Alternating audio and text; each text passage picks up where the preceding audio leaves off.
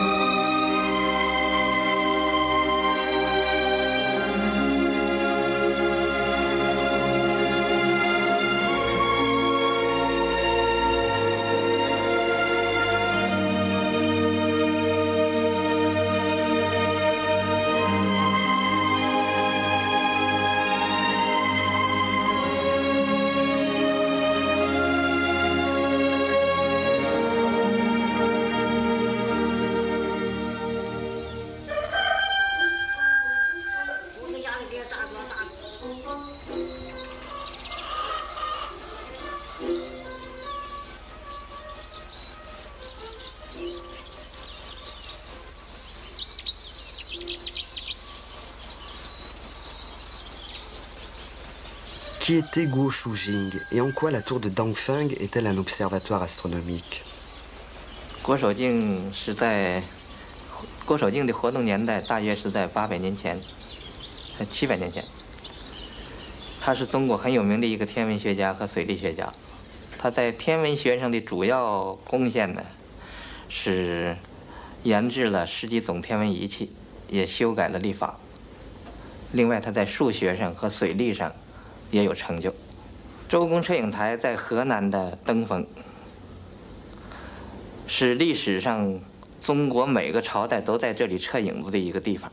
古代的人认为这是一个最理想的测影的地点，不同的时期都要在这里头做影子长短变化的比较。Pourquoi cet endroit？ 中国的中字就和这个登封测影台所测影子的关系就很有关系，因为认为这里头是一个地理的终点，同时呢，也是测影最理想的一个地方。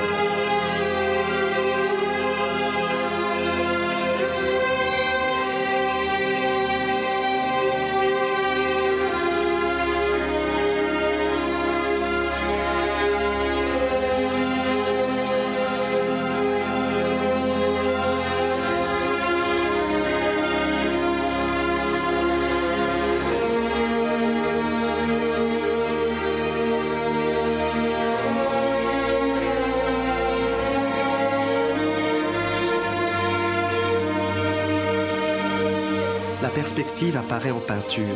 Bientôt Magellan fera le tour du monde. On pourrait dire que l'horizon de la peinture et celui des terres en même temps reculent. La perspective de la terre change, tout comme celle des peintres. Est-ce qu'à cette époque-là, le ciel lui aussi s'est mis en perspective? La perspective. L'espace autour de nous a 3 dimensions. La longueur, la largeur et la profondeur, si l'on veut. Et la feuille de papier n'a que 2 dimensions. Elle a perdu la profondeur.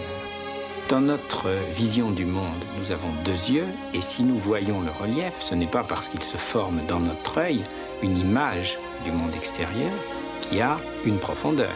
Non, c'est notre cerveau qui, à partir de ces 2 images prises de 2 points légèrement décalés, refabrique l'impression de profondeur. Le problème se pose aussi d'une autre manière pour le ciel. La voûte céleste, comme ce mot ancien l'indique, c'est une espèce de plafond sur lequel sont piquées les étoiles. La profondeur a disparu. Et ce fut une longue histoire pour la connaissance que de restituer cette dimension de la profondeur, de placer le soleil, la lune, en profondeur à des distances différentes. Ce problème de la profondeur va continuer à occuper les astronomes pendant longtemps. Hiérarchiser les objets plus ou moins loin de la Terre ou du Soleil va rester leur préoccupation. La forme de la Terre est encore une 3e façon de regarder ce problème de la profondeur. En effet, la Terre est une sphère. Cette idée pressentie sous les Grecs, mesurée par Ératosthène, devient maintenant une réalité avec les grands voyageurs.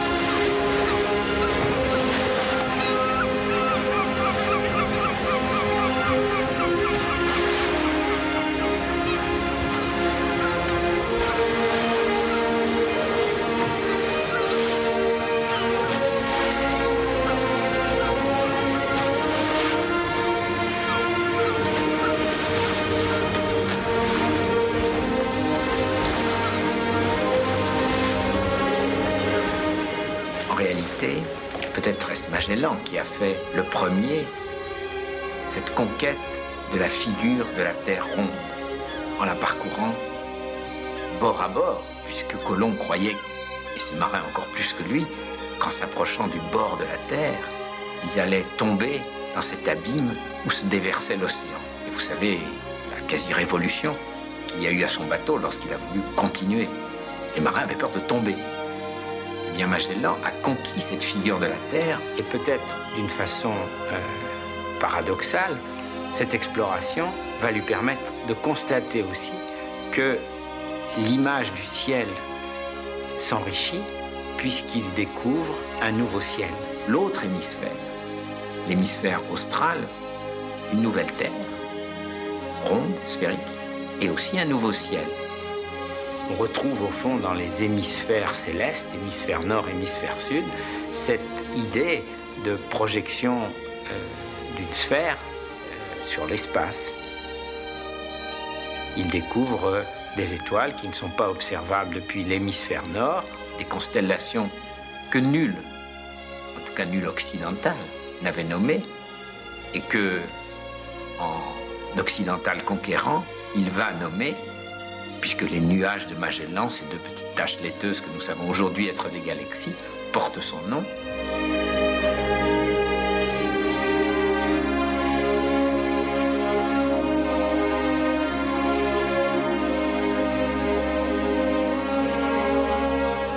Bien entendu, les Indiens d'Amérique du Sud avaient nommé toutes ces figures du ciel, tous ces signes abstraits qu'ils voyaient, eux, comme les Grecs ou les Babyloniens voyaient les figures du ciel boréal, du ciel du Nord.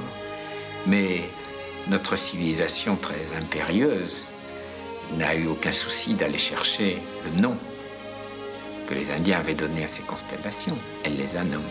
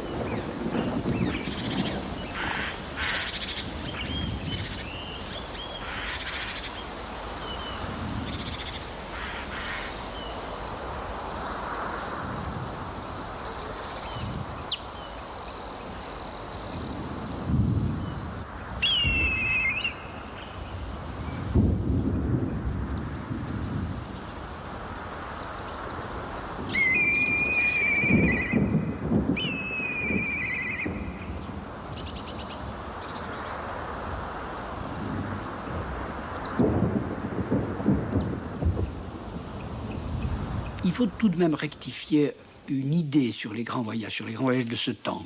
Aussi bien d'ailleurs Marco Polo pour la Chine que Magellan pour la circumnavigation autour du globe.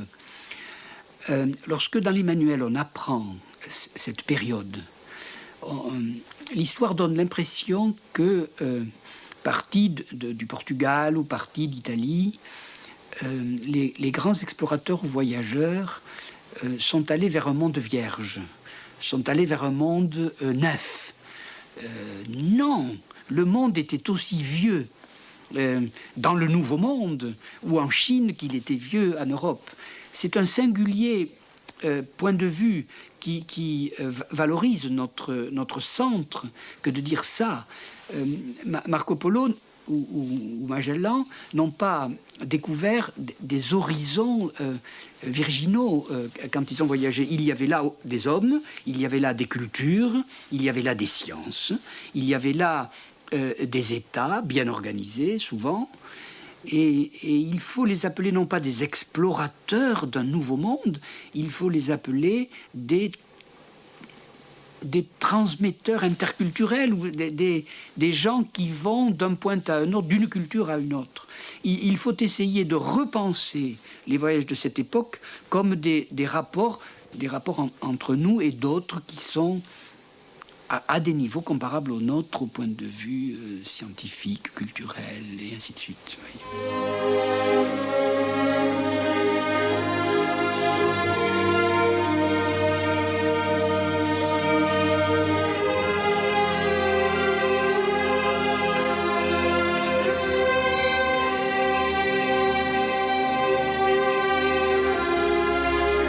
La Terre tourne autour du Soleil ou le Soleil tourne autour de la Terre. C'est une question qui se repose 1000 ans après les Grecs. Comment? Il semble que les Grecs avaient prévu, presque un millénaire avant, même plus d'un millénaire avant, la dispute entre le géocentrisme et l'héliocentrisme en disant « si vous n'avez pas d'expérience qui en décide, les deux hypothèses sont équivalentes ». Qu'ils mettent la Terre ou le Soleil au centre, avec, pour le premier cas, le Soleil tournant comme dans le mouvement apparent, ou le Soleil au centre avec la Terre tournant, comme nous disons maintenant le mouvement réel, eh bien, les apparences étaient sauves. Pour eux, l'astronomie ou la physique consistait à sauver les apparences. Quand on avait une théorie, elle pouvait prévoir que les phénomènes arriveraient dans telle et telle position et dans tel et tel mouvement. Eh bien, dans les deux cas, les apparences étaient sauves. Et par conséquent, les hypothèses étaient équivalentes. Et cette solution me paraît d'une profondeur physique et philosophique sans exemple.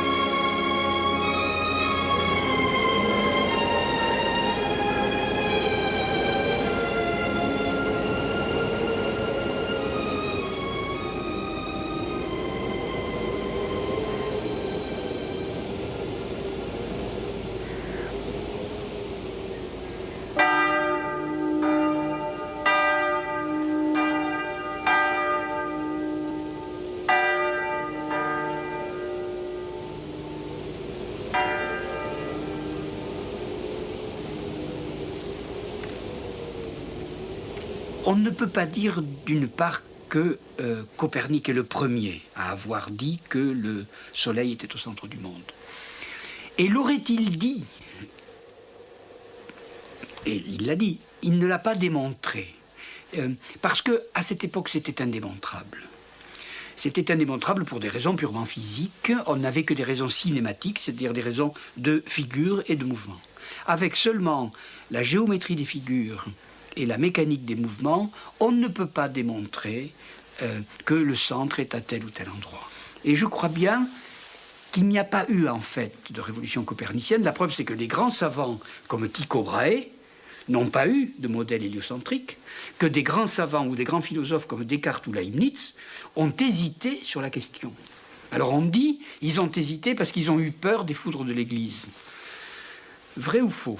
Probablement faux, parce qu'ils n'ont pas hésité sur d'autres questions Par exemple, sur l'infinité du monde, question à propos de laquelle Giordano Bruno avait été brûlé. Or, sur ce point, ils n'ont pas hésité, ils ont dit le monde est infini. Donc, ils n'ont pas eu peur. Et s'ils n'ont pas eu peur sur un point, ils n'ont pas eu peur sur l'autre. Je crois donc qu'on peut dire de façon tout à fait claire qu'il n'y a pas eu de révolution copernicienne à l'époque de Copernic. Cela dit, il faut quand même avouer que le livre de Copernic est très très important à cette époque-là et qu'il a fait beaucoup de bruit. Pourquoi? Parce que la solution qu'il propose est infiniment plus élégante que celle du géocentrisme.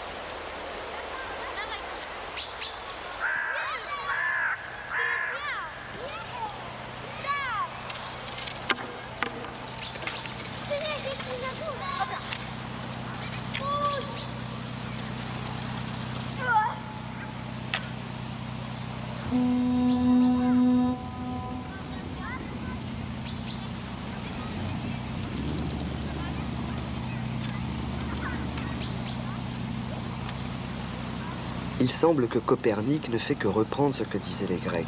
Comment expliquez-vous le succès de Copernic? Copernic exhibe à nouveau une vieille hypothèse, une vieille description du mouvement du Soleil ou du mouvement des planètes, description dont il croit et dont il affirme qu'elle est plus commode, mieux adaptée à représenter les phénomènes tels qu'on les observe. Mais s'il n'y avait eu que Copernic, cette affirmation serait restée sans preuve et donc aurait vraisemblablement eu le sort de celle qui l'avait précédée. La chance de Copernic, c'est Kepler.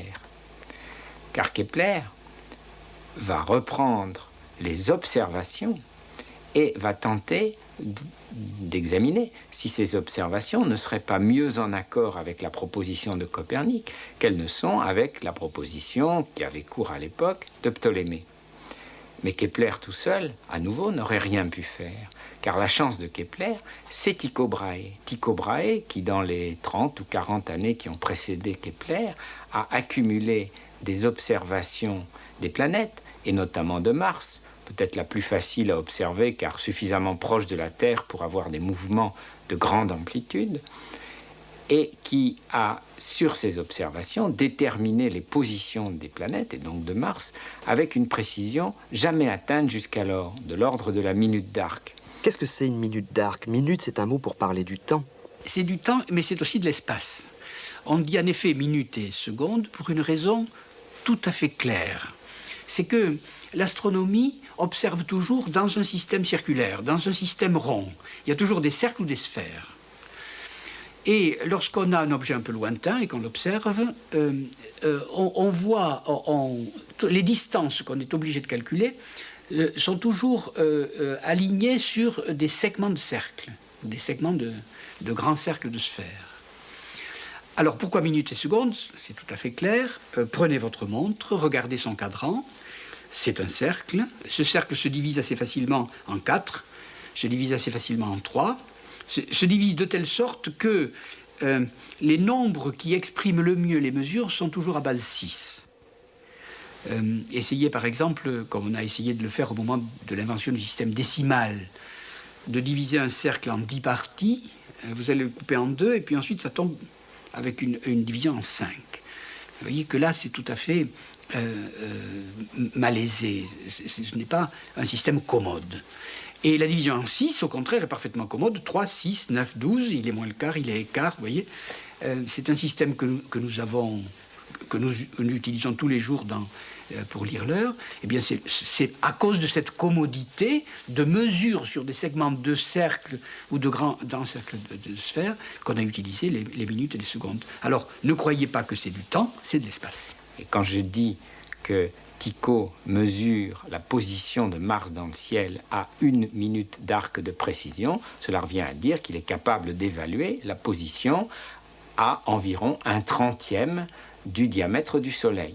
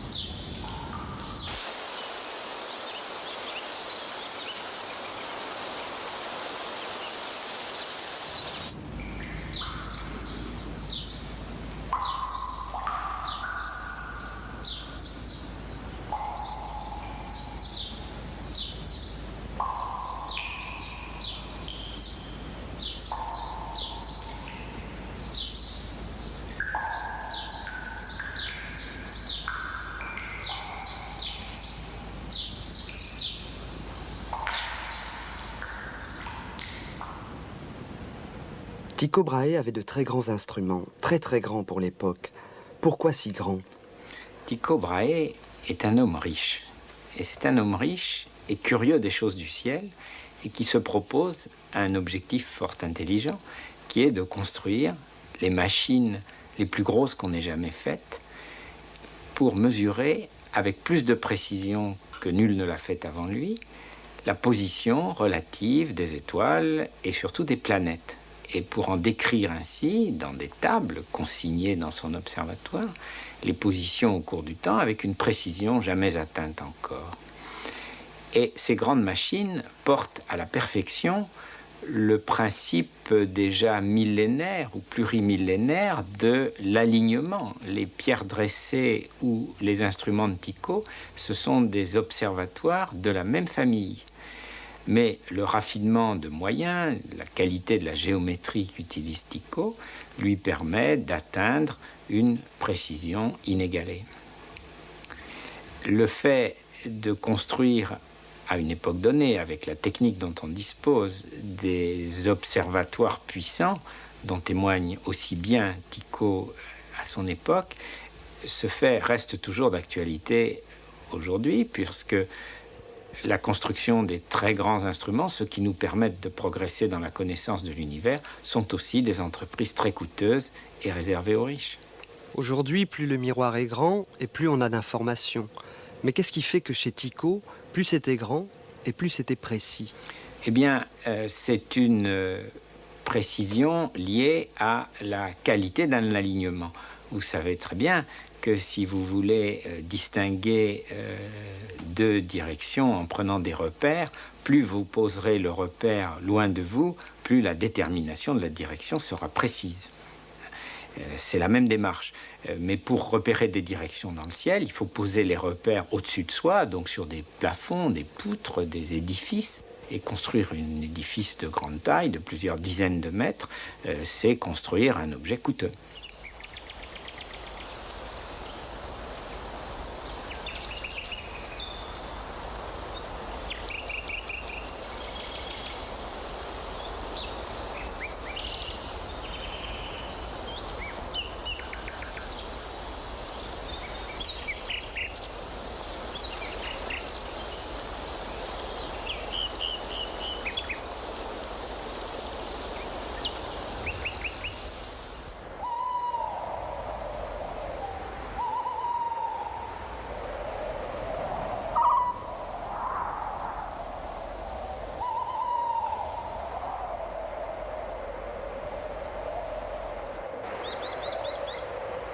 En 1572, je crois en novembre, Tycho sort du laboratoire où il travaillait. Il faisait à ce moment-là plutôt de l'alchimie. Il sort du laboratoire où il travaillait, il regarde le ciel, il s'aperçoit, parce qu'il connaissait bien le ciel, que dans la constellation de Cassiopée, vous savez, celle qui a la forme d'un W, tout près de l'une des pointes du W, une étoile est, figure là, qui n'était pas là la veille. Bon, ça c'était pas rare. Il y avait des comètes, il y avait des qu'on avait déjà observées à plusieurs reprises, mais la comète se déplace rapidement. Le lendemain, elle n'est plus au même endroit. Or, cette étoile-là, le lendemain, elle est au même endroit. Le surlendemain, elle est au même endroit. Et puis l'idée se propage, l'observation se propage. Beaucoup d'autres astronomes observent la même supernova et remarquent qu'en effet, elle ne bouge pas pendant un an, elle n'a pas bougé. On l'a suivie pendant un an, elle n'a pas bougé. Son éclat a décru, a diminué, mais elle n'a pas bougé. Autrement dit, elle est très loin, parce que si elle avait été proche, simplement aussi proche que la Lune, elle se serait déplacée sur le ciel, comme la Lune, qui se déplace, qui fait rapidement sur le ciel. Et le fait qu'elle soit beaucoup plus loin que la Lune la place d'emblée dans ce monde éthéré, astral, auquel Aristote attribuait, et auquel tout le monde depuis Aristote attribuait des propriétés de perfection. C'était là-bas, de l'autre côté de la Lune, le monde idéal, le monde parfait, le monde incorruptible. Il n'y avait que de l'éther, mélangeable à rien d'autre. Et puis, sous la Lune, le monde sublunaire, donc plus près que la Lune, les météores, le monde des météores, des choses imprévisibles, les humeurs des nuages, les humeurs des météores, les humeurs des arcs-en-ciel, les humeurs des hommes, les humeurs des dieux, hein, des dieux très, très anthropomorphes, bien entendu, que se donnaient les Grecs. Bref, les humeurs. Tout s'écroule avec Tycho. On ne peut plus, on n'a plus le droit de penser que le ciel est essentiellement différent de la Terre. On doit penser que les lois qui règnent là-haut sont les mêmes que celles qui règnent ici et qu'il y a des choses qui ne sont plus immuables. Et les comètes, alors? Ah ben alors les comètes, c'est pareil. C'est-à-dire que pendant longtemps, on croyait qu'elles étaient sublunaires, mais Tycho il recommence l'opération, et quelques années après, il démontre, en mesurant le mouvement d'une comète, que cette comète était au moins 6 fois plus éloignée que la Lune. Donc la comète appartient aussi au monde astral, comme la supernova. Alors, il y avait une idée de profondeur qui commençait à s'installer, confusément. On peut dire que c'est Kepler, probablement, qui a été le premier, je crois, si je ne me trompe pas, le premier à voir que le ciel était une immense perspective. À dire, les astres les plus brillants, les étoiles les plus brillantes sont les plus proches. Elles sont brillantes parce qu'elles sont proches. Les moins brillantes sont moins brillantes parce qu'elles sont plus loin. Et le monde est fini, parce que s'il n'était pas fini, il devrait être brillant, le ciel devrait être brillant partout. Et ces deux idées-là ont été des idées clés, absolument, qui se sont retrouvées dans les siècles qui ont suivi constamment. Kepler a été un précurseur presque dans tous les domaines. Disons le couple Tycho-Kepler a été un couple de précurseurs presque dans tous les domaines de l'astronomie. C'est tout à fait remarquable à quel point on voit ressurgir, longtemps après Kepler, ces idées-là. Car Kepler n'avait pas de fondement pour affirmer ces choses-là. Les fondements, on a démontré qu'il avait raison, mais beaucoup plus tard.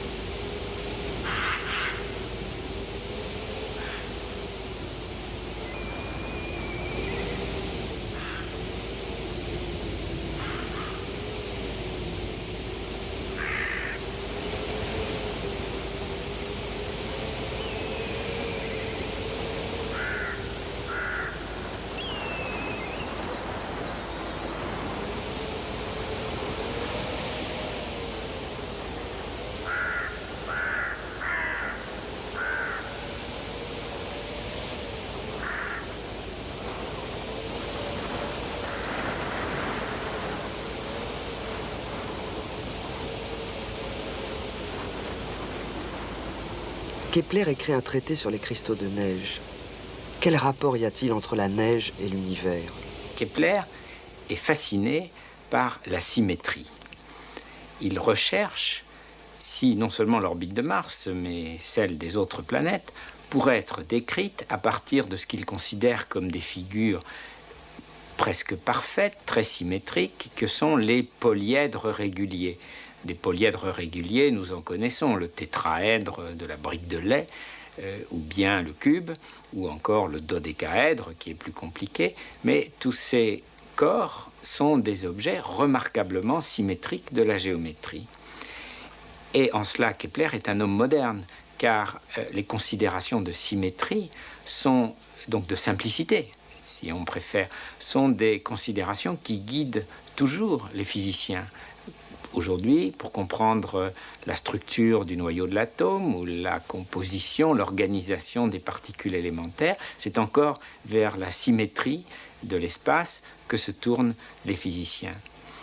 Et quoi de plus symétrique qu'un cristal de neige? Quelle magnifique démonstration de l'organisation symétrique de la matière que ces images de cristaux de neige. Mais Kepler échoue. il ne parvient pas, à l'aide de ces merveilles de symétrie que sont les polyèdres, à trouver une correspondance quelconque avec ses observations de la planète Mars. Il lui faut donc chercher ailleurs. Et il va, en quelque sorte à son corps défendant, s'apercevoir qu'il n'y a rien à faire. Mars est sur une courbe qui est une ellipse.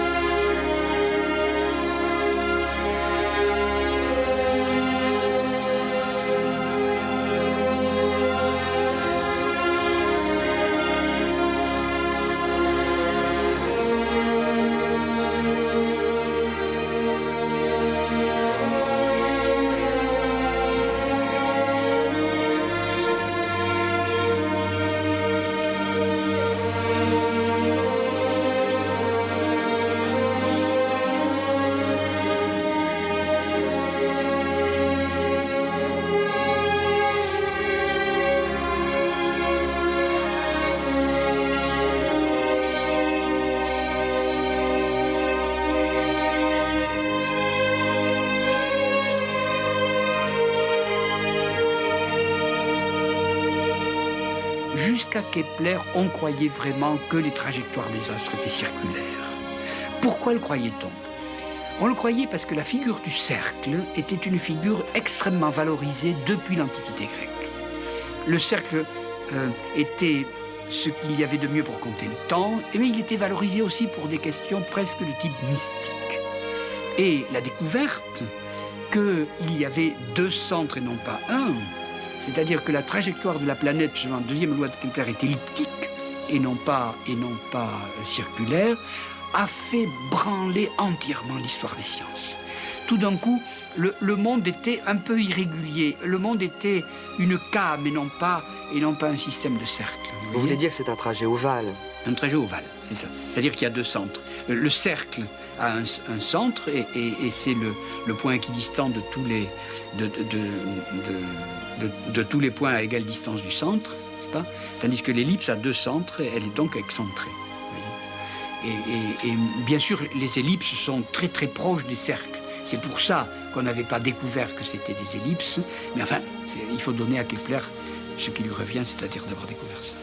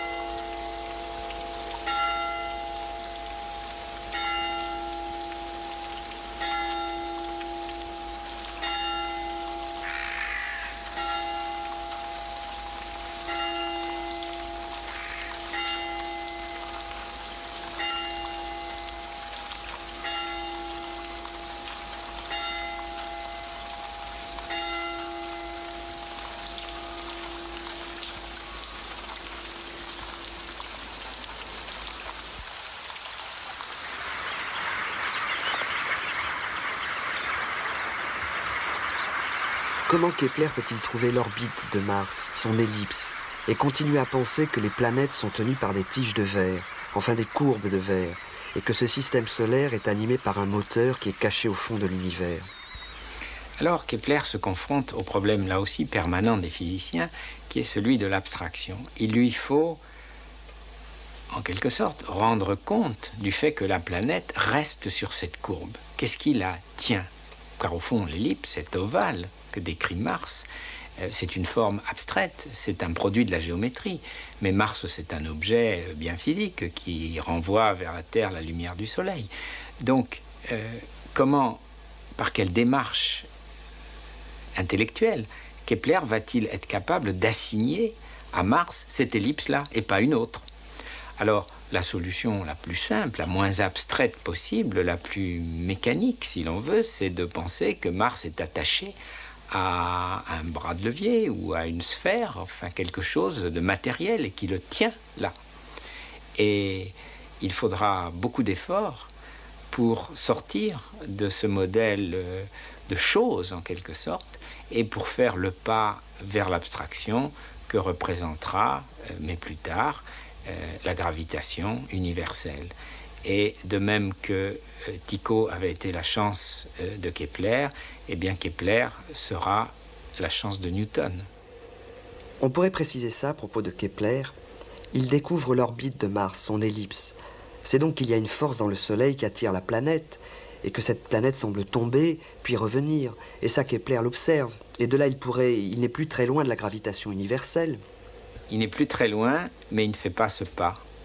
Et c'est le propre, peut-être, des grands esprits que de faire un pas immense, mais de s'arrêter au seuil du pas suivant et de laisser la place pour celui qui viendra après eux.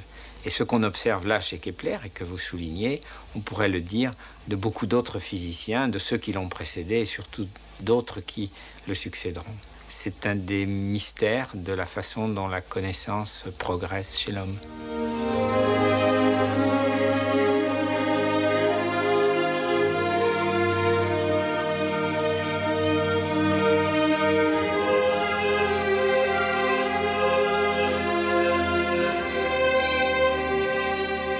Il y a là quelque chose de la réalité du métier d'astronome, de physicien. Les choses se font en quelque sorte malgré soi, la nuit. Nous y participons comme des somnambules. Nous ne comprenons pas que cela chemine aussi vite et aussi bien, alors que nous n'en saisissons qu'un fragment en apparence tout à fait mineur. Est-ce qu'à l'époque de Kepler, on avait une idée de la taille de l'univers, de son échelle? On peut distinguer au moins grossièrement le monde, savoir le système solaire, c'est-à-dire le système des planètes, et l'univers, c'est-à-dire le grand monde autour, c'est-à-dire le monde des étoiles fixes. À l'époque considérée, on dit beaucoup que la grande querelle est celle du centre, et on a raison. Mais elle n'est pas tellement de savoir où est le centre, c'est-à-dire s'il est placé au Soleil ou s'il est placé à la Terre, mais s'il y a un centre. En effet, si le monde est fini, si le monde des étoiles est fini, on peut trouver un centre. Et l'assignation du centre au Soleil ou à la Terre, alors, est décisive. Mais si le monde est infini, alors il n'a plus de centre. Et à ce moment-là, la première question, de savoir où est le centre, est presque disqualifiée ou a beaucoup moins d'intérêt. Et à mon avis, la grande question profonde qui agite tous les esprits de l'époque et dont on a ensuite des échos jusqu'au milieu du XVIIe siècle, c'est de savoir s'il y a un centre ou s'il n'y en a pas. Et la grande pensée de Pascal sur les deux infinis n'est pas une pensée sur l'infini, elle est une pensée sur le centre. Est-ce qu'il y a un centre où je peux me réfugier et qui soit à la fois le repère de mes pensées et le refuge de ma vie? Mais s'il n'y a pas ce centre-là, non seulement je ne peux pas penser, mais même je ne peux plus vivre. Vous voyez? C'est-à-dire l'idée du centre doit être replacée dans cette deuxième question de la finitude ou l'infinitude du monde. Bien sûr, on sait que le monde planétaire est fini, puisqu'il a des limites et qu'on sait en tracer les orbites, mais l'autre monde, c'est-à-dire celui qui l'entoure, est-il fini ou infini? Et la plupart des grands penseurs de l'époque pensent qu'il est infini. Et du coup, la question du centre a beaucoup moins d'importance. Voilà, je crois, comment il faut replacer. D'une certaine manière, il y a une question anté-copernicienne, avant même de poser la question « où est-il ?» C'est « y en a-t-il » Et le grand désespoir du XVIIe, de certaines pensées comme celle dont je parlais de Pascal, vient de là. S'il n'y a pas de centre, alors où habiter?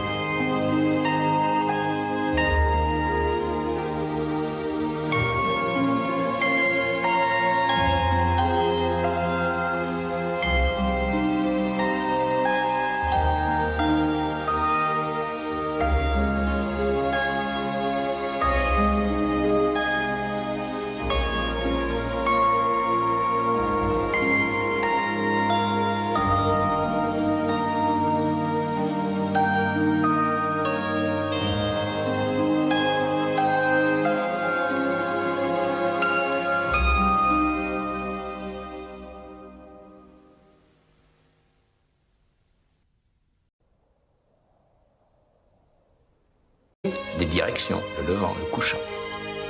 Et cet espace plat, on l'arpente au mieux des intérêts du commerce, des épices, de la soie pour Marco Polo, allant vers l'est, ou des épices pour Colomb, cherchant une route plus courte pour faire des économies au plus offrant, à l'époque le roi du Portugal qui l'embauche. Pas de préoccupation réellement scientifique dans tout ça.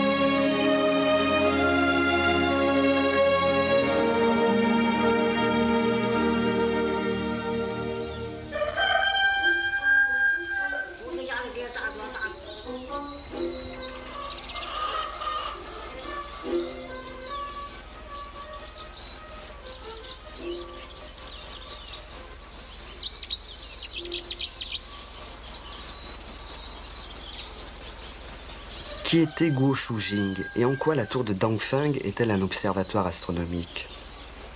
郭守敬的活动年代大约是在800年前，700年前。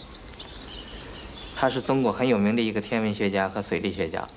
他在天文学上的主要贡献呢，是研制了10几种天文仪器，也修改了历法。另外，他在数学上和水利上也有成就。周公摄影台在河南的登封，是历史上中国每个朝代都在这里测影子的一个地方。古代的人认为这是一个最理想的测影的地点，不同的时期都要在这里头做影子长短变化的比较。Pourquoi cet endroit? 中国的中字就和这个登封测影台所测影子的关系就很有关系，因为认为这里头是一个 Piètre des Galaxies porte son nom.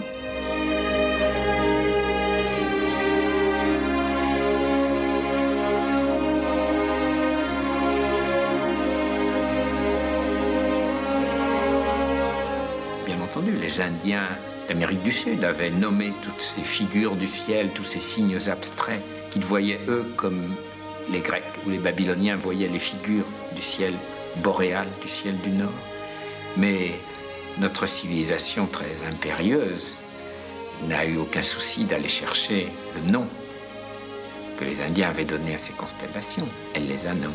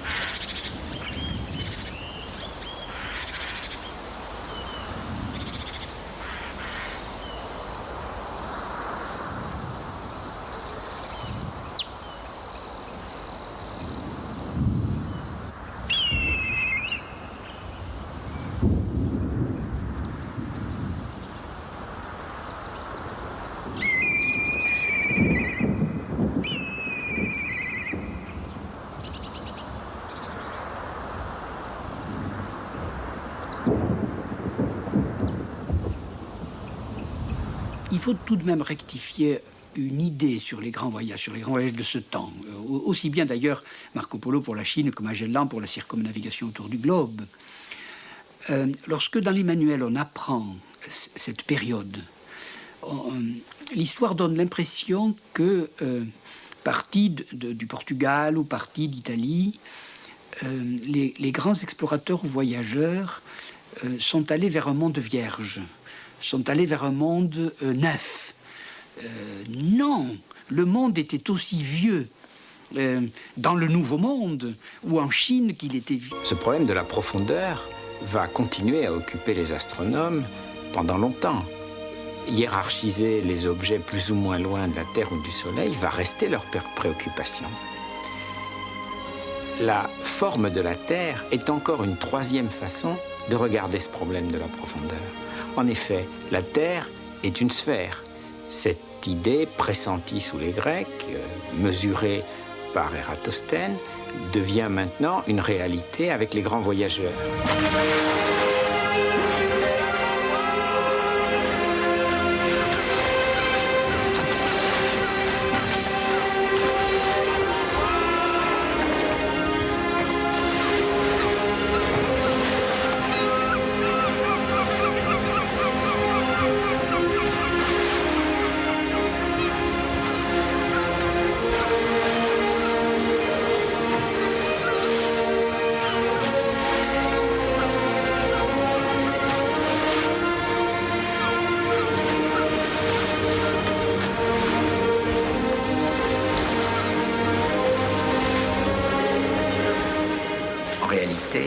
Peut-être est-ce Magellan qui a fait le premier cette conquête de la figure de la Terre ronde, en la parcourant bord à bord, puisque Colomb croyait, et ses marins encore plus que lui, qu'en s'approchant du bord de la Terre, ils allaient tomber dans cet abîme où se déversait l'océan. Et vous savez, la quasi-révolution qu'il y a eu à son bateau lorsqu'il a voulu continuer.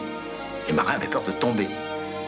Eh bien, Magellan a conquis cette figure de la Terre, et peut-être d'une façon paradoxale, cette exploration va lui permettre de constater aussi que l'image du ciel s'enrichit puisqu'il découvre un nouveau ciel. L'autre hémisphère, l'hémisphère austral, une nouvelle Terre, ronde, sphérique, et aussi un nouveau ciel. On retrouve au fond dans les hémisphères célestes, hémisphère nord, hémisphère sud, cette idée de projection d'une sphère sur l'espace. Il découvre des étoiles qui ne sont pas observables depuis l'hémisphère nord, des constellations que nul, en tout cas nul occidental, n'avait nommées, et que, en occidental conquérant, il va nommer, puisque les nuages de Magellan, ces deux petites taches laiteuses que nous savons aujourd'hui. 地理的终点，同时呢，也是摄影最理想的一个地方。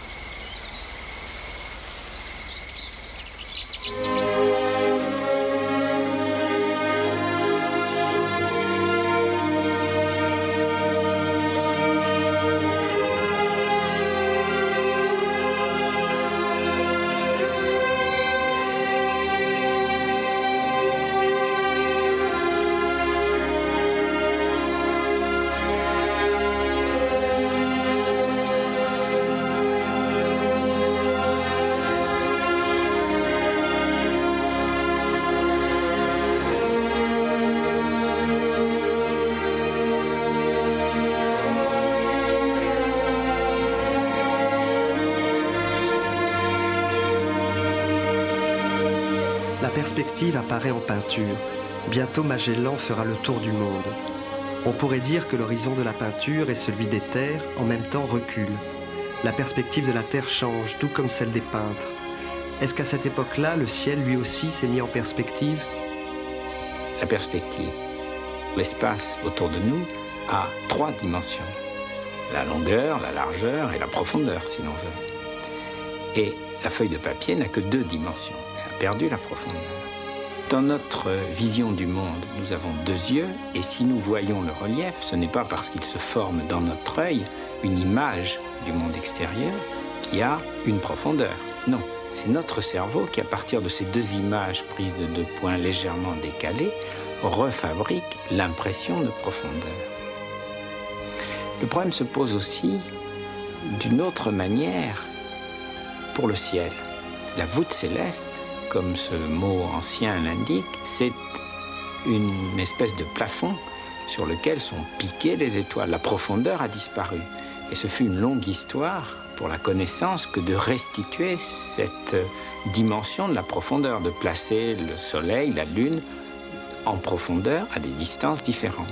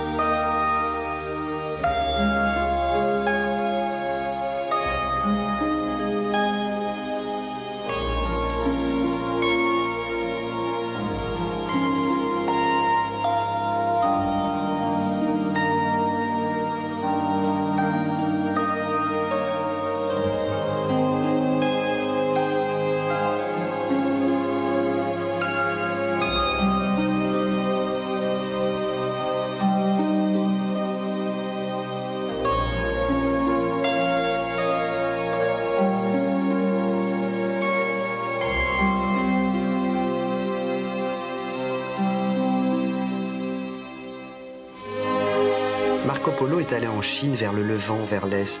Colomb va découvrir l'Amérique. Et voilà que Magellan fait le tour de la Terre en partant vers l'Ouest, vers le soleil qui se couche à l'Ouest.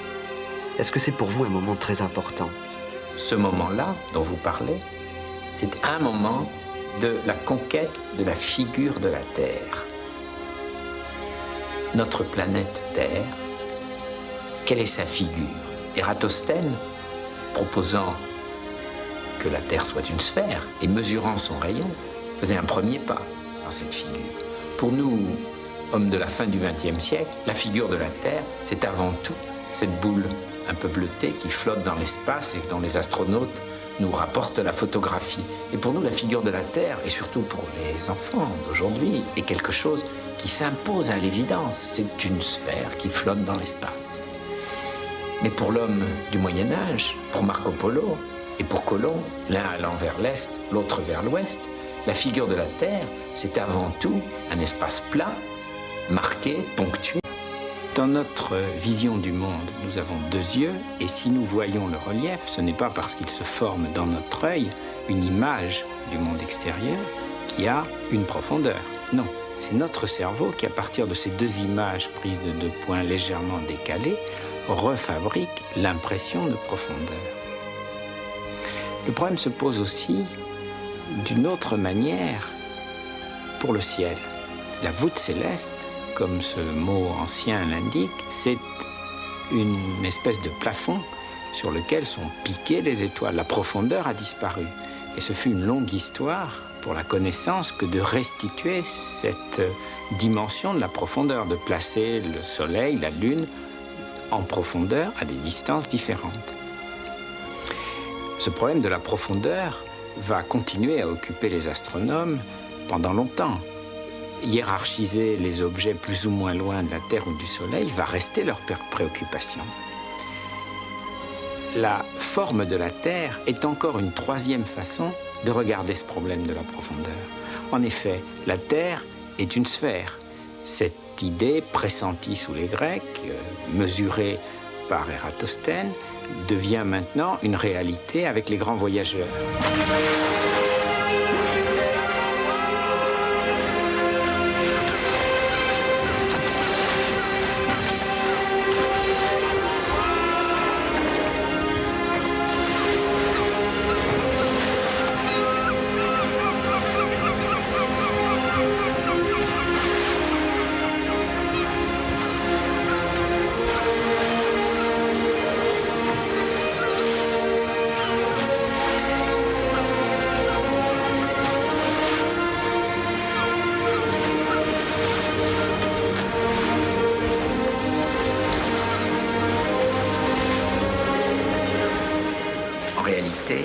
Peut-être est-ce Magellan qui a fait le premier cette conquête de la figure de la Terre ronde, en la parcourant bord à bord, puisque Colomb croyait, et ses marins encore plus que lui, qu'en s'approchant du bord de la Terre, ils allaient tomber dans cet abîme qui s'impose à l'évidence. C'est une sphère qui flotte dans l'espace.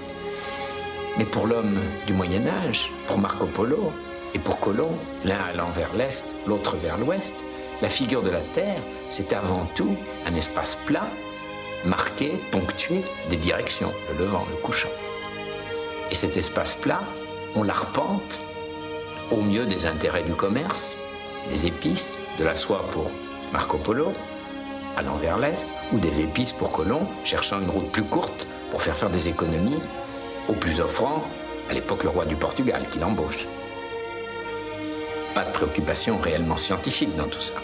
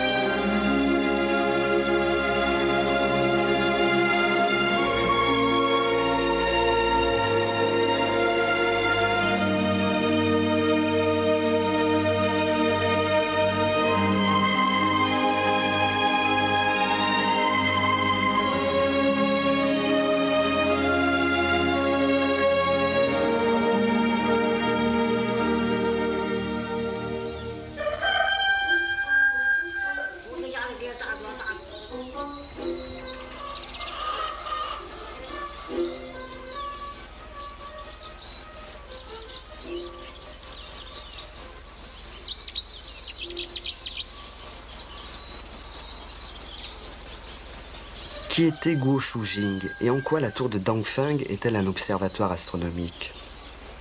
郭守敬是在郭守敬的活动年代大约是在800年前，700年前。他是中国很有名的一个天文学家和水利学家。他在天文学上的主要贡献呢，是研制了10级总天文仪器，也修改了历法。另外，他在数学上和水利上也有成就。周公摄影台在河南的登封，是历史上中国每个朝代都在这里测影子的一个地方。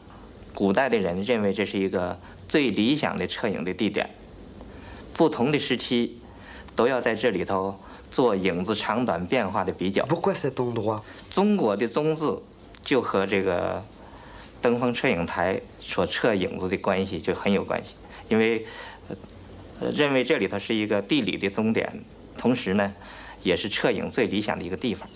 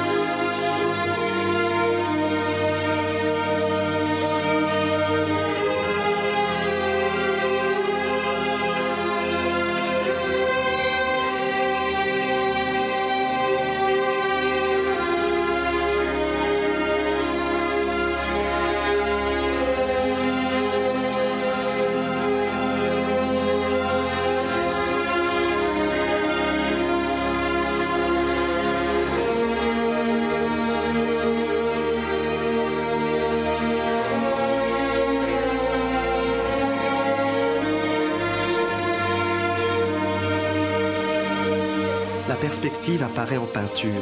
Bientôt Magellan fera le tour du monde. On pourrait dire que l'horizon de la peinture et celui des terres en même temps reculent. La perspective de la terre change, tout comme celle des peintres. Est-ce qu'à cette époque-là, le ciel lui aussi s'est mis en perspective? La perspective, l'espace autour de nous a 3 dimensions. La longueur, la largeur et la profondeur, si l'on veut. Et la feuille de papier n'a que 2 dimensions. Elle a perdu la profondeur.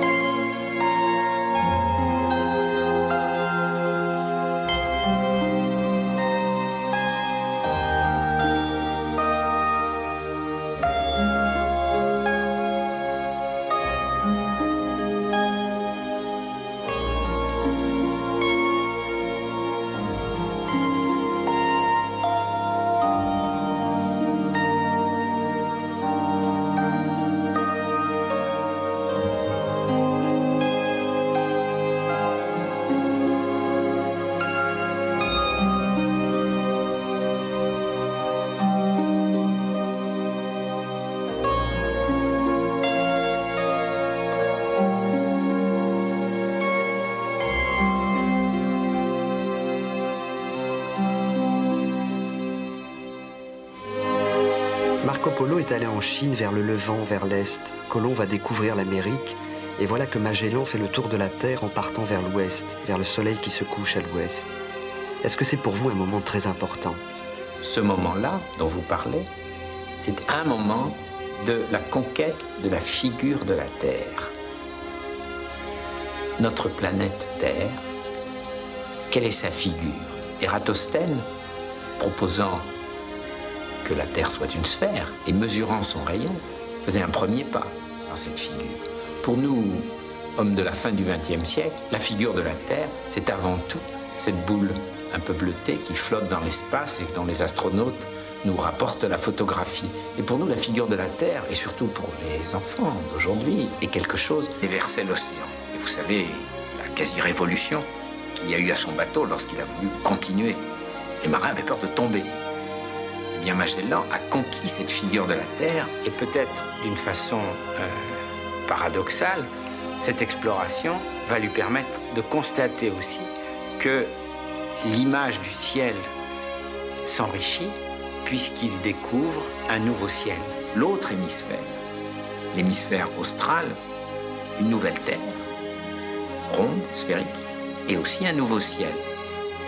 On retrouve au fond dans les hémisphères célestes, hémisphère nord, hémisphère sud, cette idée de projection d'une sphère sur l'espace. Il découvre des étoiles qui ne sont pas observables depuis l'hémisphère nord, des constellations que nul, en tout cas nul occidental, n'avait nommées, et que, en occidental conquérant, il va nommer, puisque les nuages de Magellan, ces 2 petites taches laiteuses que nous savons aujourd'hui être des galaxies, portent son nom.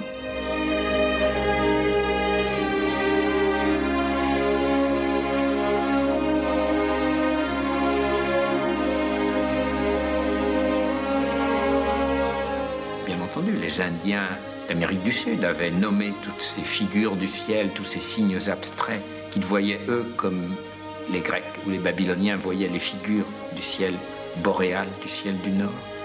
Mais notre civilisation très impérieuse n'a eu aucun souci d'aller chercher le nom que les Indiens avaient donné à ces constellations. Elle les a nommées.